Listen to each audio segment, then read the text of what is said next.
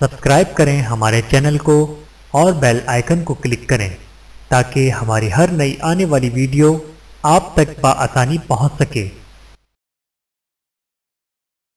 بسم اللہ الرحمن الرحیم۔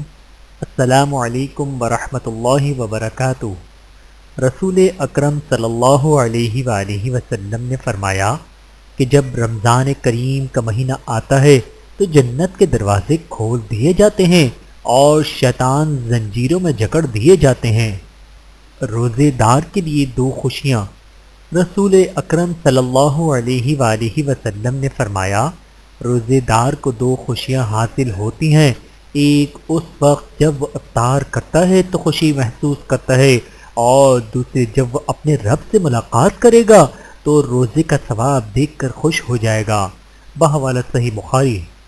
ابو مسعود غفاری رضی اللہ تعالیٰ عنہ سے ایک طویل حدیث روایت کی، اس میں یہ بھی ہے کہ حضور اکرم صلی اللہ علیہ وآلہ وسلم نے فرمایا اگر بندوں کو معلوم ہوتا کہ رمضان کیا چیز ہے تو میری امت تمنا کرتی کہ پورے سال رمضان ہی ہو۔ بحوالہ ابن خزیمہ۔ فرمان مصطفیٰ صلی اللہ علیہ وآلہ وسلم، میری امت اس وقت تک میری سنت پر قائم رہے گی جب تک افطاری کے لیے ستاروں کے نظر آنے کا انتظار نہیں کرے گی۔ بحوالہ ترغیب و ترہیب۔ روزہ اور صبر۔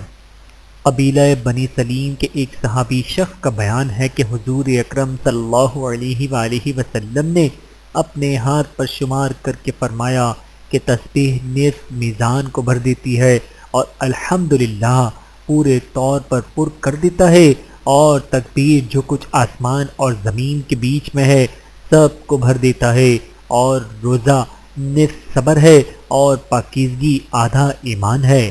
بحوالہ سنن ترمذی۔ اللہ تعالی ہمیں سمجھنے کی اور عمل کرنے کی توفیق عطا فرمائے، آمین ثم آمین۔